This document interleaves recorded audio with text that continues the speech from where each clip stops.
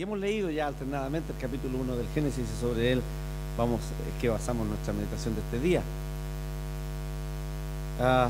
La fe cristiana es una fe bíblica. Se basa en la Biblia y surge de ella. Y la fe cristiana entiende, acepta, cree que la Biblia es la palabra de Dios.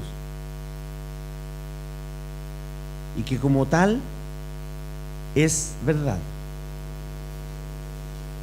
Que no solo contiene la palabra de Dios, como algunos en últimos tiempos han empezado a enseñar, que la Biblia contiene la palabra de Dios, es decir, contiene la palabra de Dios y algo más o algo menos, sino que en realidad es la palabra de Dios. Y como tal, entendemos, no contiene errores ni contradicciones. Cuando hablamos de esto y decimos a esto que no contiene errores ni contradicciones, por supuesto nos estamos refiriendo a los textos originales en los que fue escrita la palabra de Dios. Porque por supuesto, por copias y traducciones posteriormente pueden haber algunas cosas que se han traducido o se han omitido o se han fallado en ese sentido y puede parecer como que hay algunos errores. Pero entendemos y creemos que la Escritura no tiene errores. Ese es un concepto bíblico, teológico, reformado, muy importante. ¿Y qué importancia tiene entonces para los que ahora vivimos, para lo que nosotros podemos percibir del mundo actual y para nuestras vidas? ¿Qué importancia tiene este hecho? Pues si la Biblia es la palabra de Dios, si es así, si significa y tiene la importancia de que toda la fe cristiana tiene su base, su partida en la realidad, en la certeza, en la veracidad e historicidad de los primeros 11 capítulos de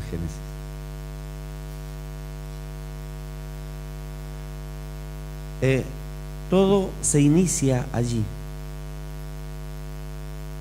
Lo que la Biblia nos dice ser cierto, que hay un creador, que hay una creación de la cual nosotros formamos parte, allí se inicia. De eso se trata. Ese es el punto de partida. Está allí en el capítulo 1 del Génesis y continúa con los siguientes textos hasta el capítulo 11.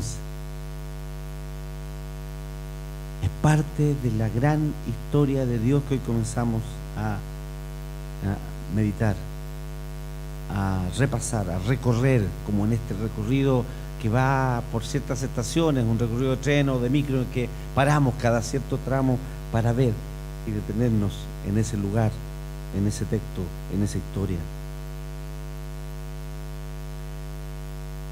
Y no quiero dejar una cola colgando allí en paréntesis para que lo entiendan. ¿Por qué hablo de los primeros 11 capítulos del Génesis? Porque hay gente que dice que esos capítulos son alegoría, son historias, son una cosa metafórica y que no es histórico.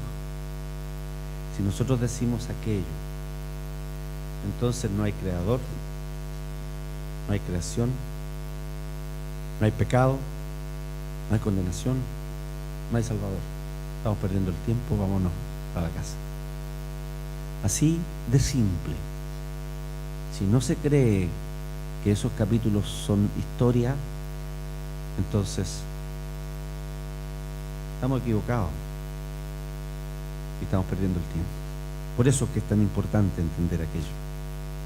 Y decimos que todo parte en el Génesis y que nuestra historia de hoy, nuestro texto de hoy está en el capítulo 1 en adelante. No vamos a hacer un estudio del Génesis o de este capítulo porque extendería mucho más el tiempo de lo que es un mensaje, una predicación.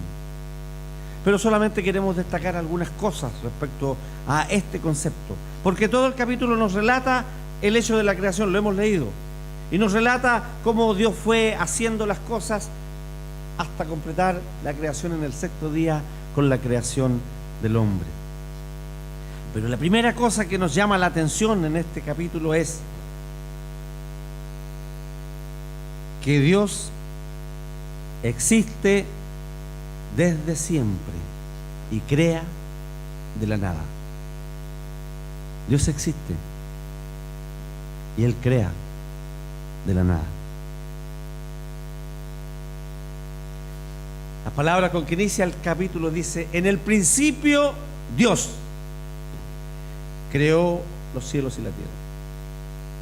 En el principio Dios comenzó a crear, o cuando Dios en el principio creó. Es una declaración. Por cierto, la Biblia, las Sagradas Escrituras, declara la existencia de un creador, Dios. No lo argumenta. Simplemente declara que Dios era y estaba, y Él creó todo de la nada.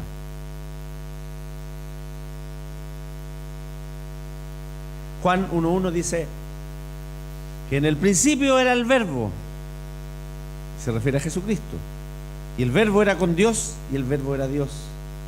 En el principio, ahí en este tiempo, cuando no había nada, ya existía.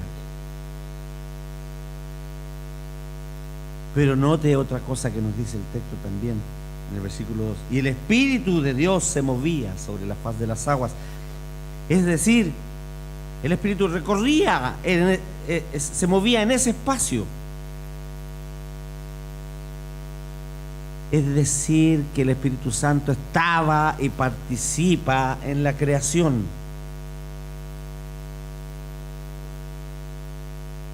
Y entonces, en el decir de Juan, en el principio estaba el Señor Jesús. Él era en el principio y estaba allí en el principio. Todo Dios está allí, el único Dios que existe,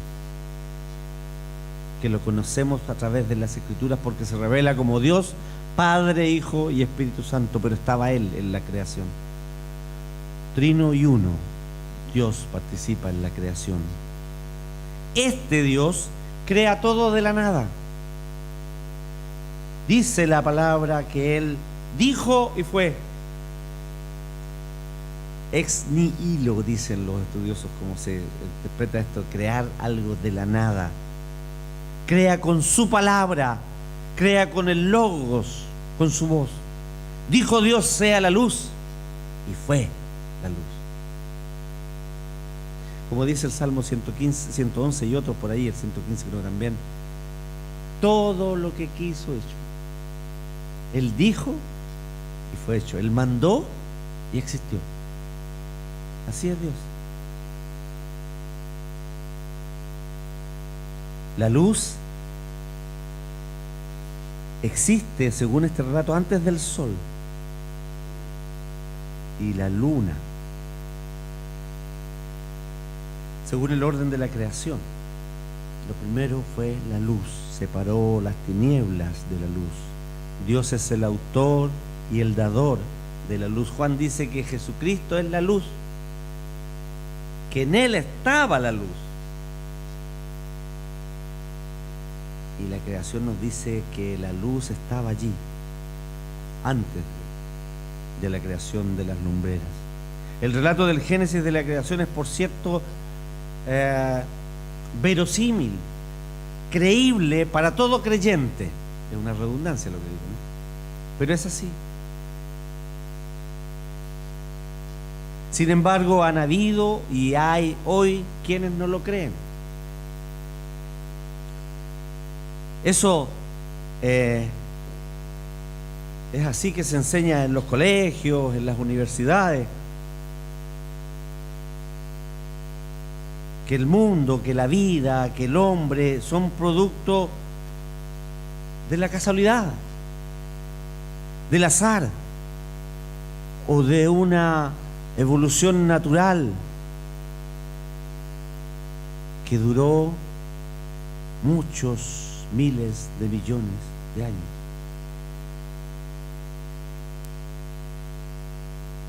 Teoría de la evolución se llama, y sigue llamándose teoría, porque la primera definición que aprendemos cuando estudiamos algo de ciencia, decimos, una teoría es algo que debe ser demostrado.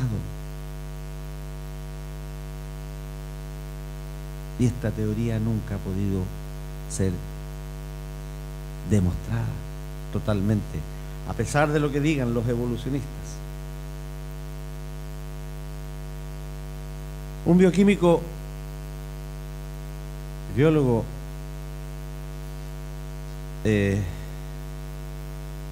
Deune Girsch, no sé cómo se pronuncia, americano, que murió al año 2013. Un hombre muy reconocido, un gran defensor de la creación, un creacionista científico. Él dijo: la evolución es un cuento de hadas para adultos. Menos mal que los niños están allá, pero no van a escuchar. Es un cuento de hadas para adultos. Y James Kennedy, quien fuera pastor de la iglesia, formara la iglesia en Fort Lauderdale, Florida, una iglesia muy numerosa de la cual surge esto que se conoce hoy día como evangelismo explosivo, que es una forma de evangelismo internacional. Él creó esto. James Kennedy, pastor presbiteriano de la iglesia Fort Lauderdale, Florida, él escribió un libro que dice ¿por qué creo? Y empieza a enumerar por qué creo en esto, en esto, en esto. Y cuando habla el capítulo de la creación, él cita a este autor y dice, después de citar esa frase, la evolución es un cuento de hadas para adultos, él dice, y yo digo que para mí exactamente es eso. Y sigue Kennedy: en los cuentos de hadas de los hermanos Grimm, alguien besa a una rana y en 2 segundos esta se convierte en príncipe o en princesa, si es hombre el que la besa, ¿no? Eso es un cuento de hadas. En la evolución, alguien besa a una rana y en 2 millones de años esta se convierte en un príncipe. A eso le llaman ciencia. Es simplemente fe. Y entonces llegamos a esta conclusión: ¿es cuestión de fe? Sí, es cuestión de fe. Finalmente es solo eso. Converse con un evolucionista y le va a decir que no cree en la creación. ¿Y qué cree en la evolución? ¿Qué es creer? Es fe. Es su creencia, es su fe, es su religión.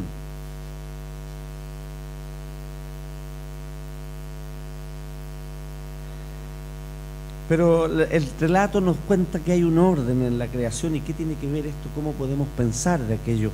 Dice, el relato bíblico nos dice que Dios crea el universo material, crea los cielos, la tierra, ¿cierto? Separa aquello y luego crea los seres vivos y finalmente el hombre.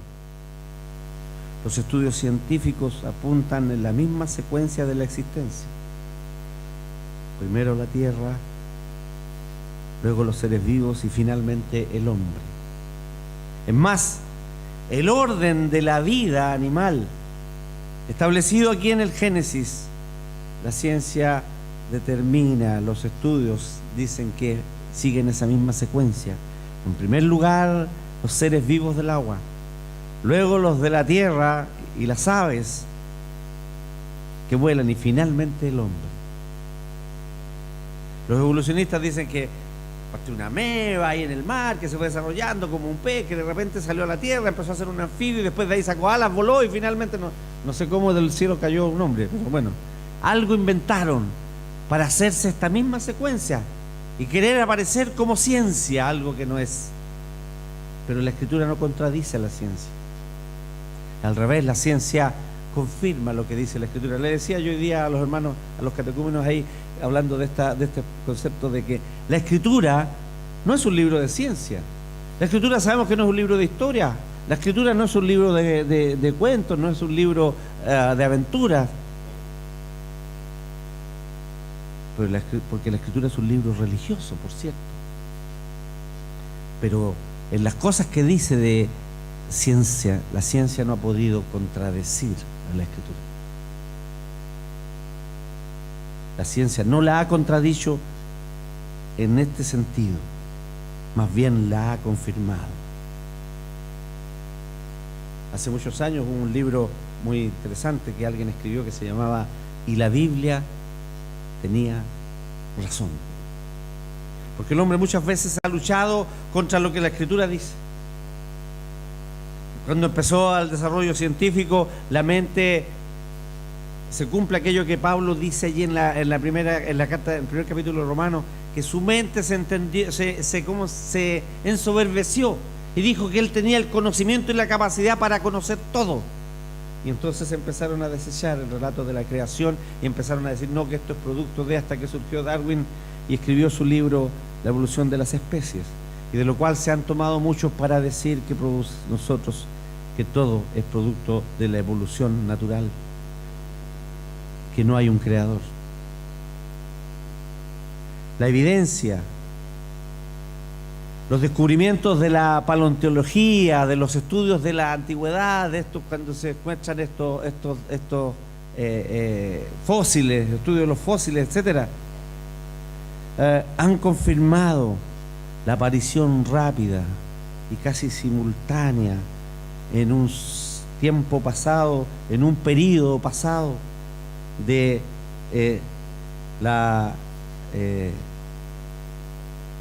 ciertas especies. La evidencia, incluso entre los evolucionistas, es algo que no han podido llegar a explicar de por qué pareciera que los fósiles indican que todos aparecieron bruscamente o de repente, y no en una forma gradual como alguien esperaría de la evolución. Los evolucionistas han buscado por años y por siglos el eslabón perdido. Actualmente se gastan miles de millones de dólares en una investigación para reproducir el efecto del Big Bang. En unas cavernas, en un sector allí, están científicos que están ahí por años investigando y tratando de llegar a conocer algo. Miles y millones de dólares que podrían alimentar por años a toda la población que sufre hambre en este mundo. Pero a ellos les interesa demostrar que no venimos de un acto creador de Dios. El eslabón perdido que aún no logran encontrar, no logran llegar a concluir para cerrar su cadena evolutiva, pues se topan con imposibilidades lógicas o fenómenos imposibles de entender, aparte de un diseño inteligente, de un diseñador y de un creador. La complejidad de los seres humanos, de los seres vivos,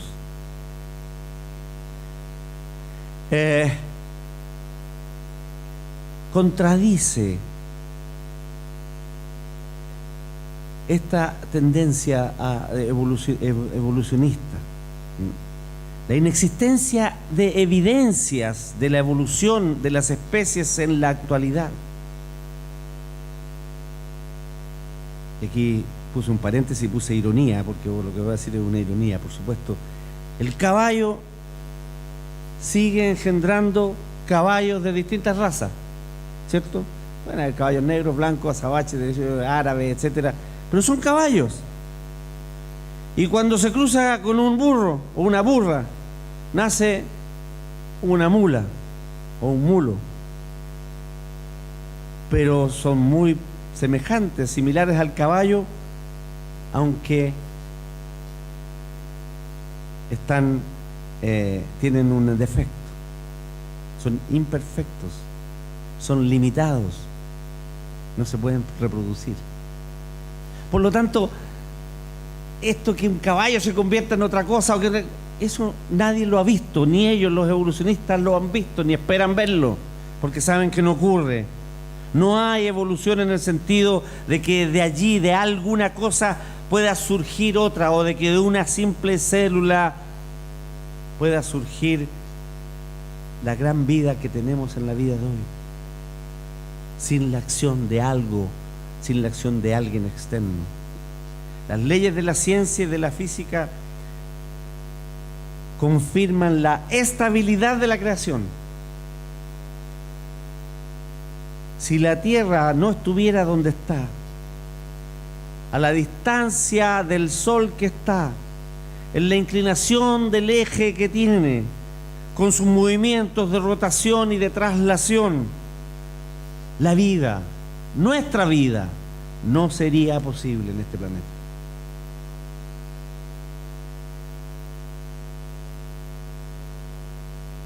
Las células que descritas en el libro de Darwin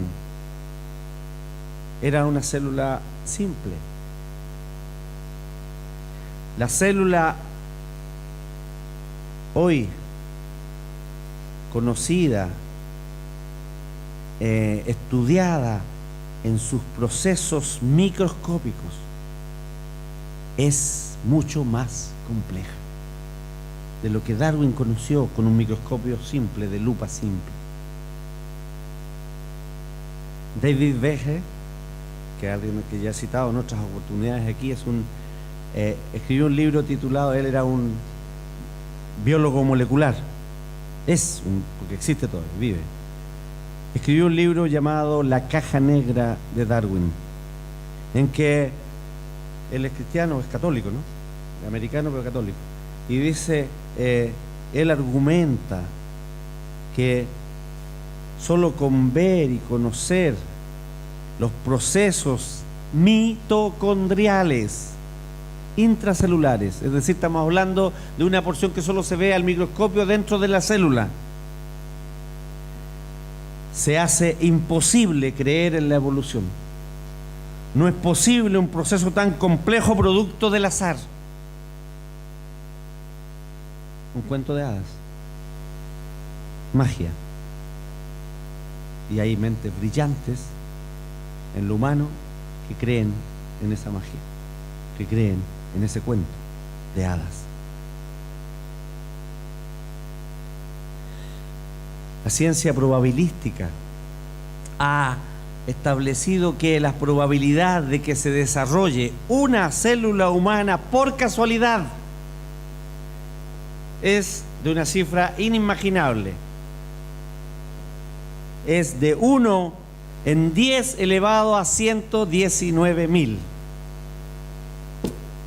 Eso significa un 1 seguido por 119.000, 0 para el lado. Una cifra ilegible, inentendible. No alcanzamos, no sé cuántas pizarras deberíamos usar para poder escribirla. No nos alcanza.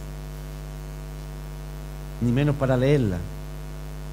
Porque no es un 1 por 10 elevado a esa cifra. Es decir, 10 por 10 por 10 por 10. ¿Se puede imaginar una cifra así? La posibilidad de que una célula humana surja por casualidad. Y estos científicos, tan rigurosos en sus evidencias científicas, ¿pueden creer eso? La Sagrada Escritura nos dice que Dios hizo el universo y todo lo que hay en un tiempo determinado. La Escritura lo llama 6 días, porque Dios separó el día de la noche.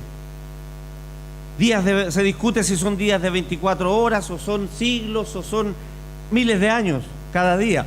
Eso lo dicen algunos que quieren acomodar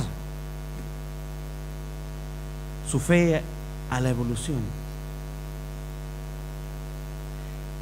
Hay quienes quieren armonizar de buena fe las Sagradas Escrituras con la teoría de la evolución, porque han sido convencidos de que la teoría de evolución ha sido gran parte de ella demostrada. Y ellos entonces dicen, para compatibilizar, que el tiempo de Génesis 1 es un tiempo distinto del tiempo que hoy vivimos. Pero debemos decir que eso es un error.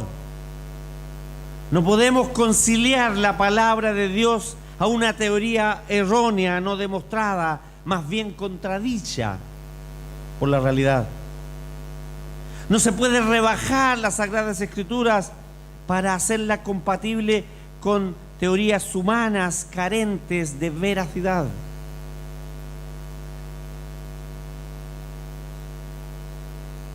Y nuevamente llegamos a una conclusión. Es cuestión de fe.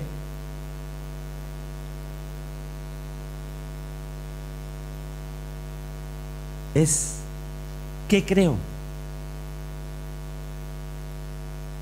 Hebreos dice, en capítulo 11, versículo 3, por la fe entendemos haber sido hecho el universo por la palabra de Dios, de manera que lo que se ve fue hecho de lo que no se veía. Por la fe entendemos que fue hecho el universo por la palabra de Dios.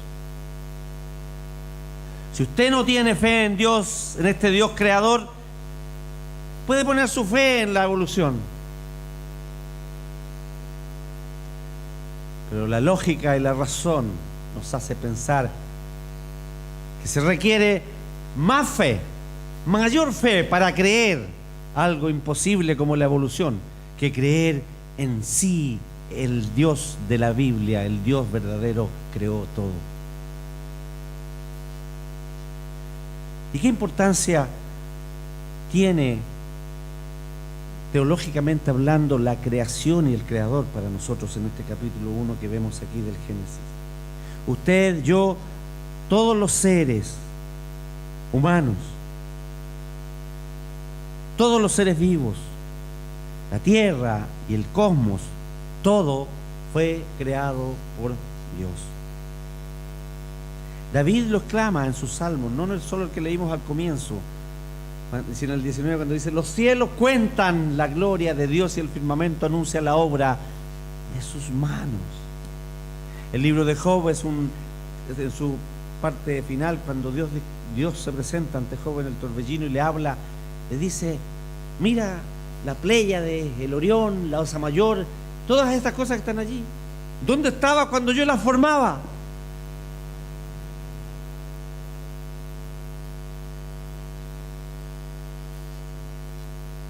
Pablo en Romanos 1 dice que el hombre tenía la capacidad de reconocer y adorar al Creador, pero se desvió por el pecado y adoró a las criaturas y persistió en ese error. Se pervirtió totalmente porque adoró a las criaturas antes que al Creador. Y Juan dice que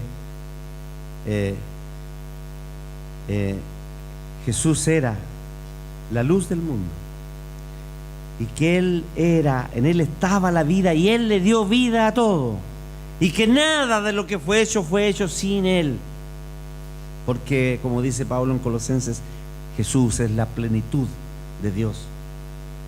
El relato de Génesis 1 de la creación nos pone frente a una disyuntiva: o Dios es el creador de todo, como dice este relato, o no hay nada y somos producto del azar,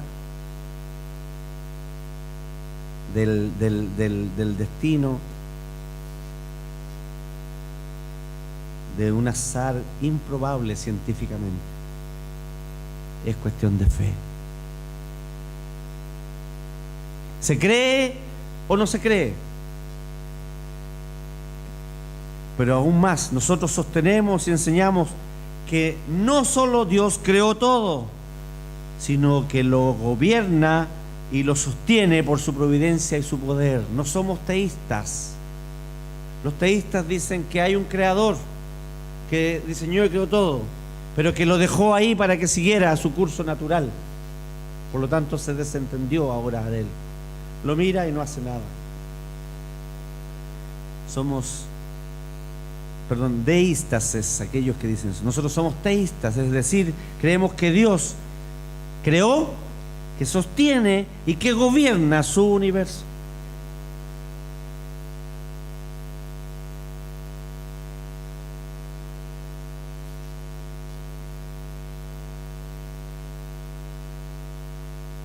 ¿Habrá otros mundos similares? ¿Habrá otros hombres creados como nosotros en otro lugar del universo? No lo sabemos y no tiene importancia para nosotros. Eso es algo que solo Dios sabe y que le compete a Él. Nosotros creemos y proclamamos que Dios creó todo cuanto existe y el hombre lo creó del polvo de la tierra. Todo lo demás lo creó de la nada. El hombre lo crea del polvo de la tierra, dándole su aliento de vida, imprimiendo en él algunos de sus atributos para hacerlo a su imagen y a su semejanza, con capacidad de sentir, de pensar, de relacionarse, de amar y de tomar decisiones. Dios crea al hombre de esta manera. Hoy tenemos el desafío de transmitir a las nuevas generaciones no solo el conocimiento de la creación y del Creador y de su Hijo Jesucristo, Creador y Salvador, sino equiparlos para mantenerse firmes en la fe contra la embestida de la incredulidad y la secularización atea que nos rodea y que está permeando toda nuestra sociedad, que permite muchas de las conductas que actualmente en nuestra sociedad se dan y se reclaman como legítimas del ser humano. Porque si no existe la creación, Dios no creó al hombre y a la mujer. Dios no condena el pecado, porque el hombre no pecó ni cayó nunca. Entonces yo soy libre para vivir y hacer lo que me plazca, como quiera, donde quiera. Y no importa mi sexualidad pervertida, no importa lo que yo hago, porque no hay nadie a quien darle cuenta. Es simplemente fácil.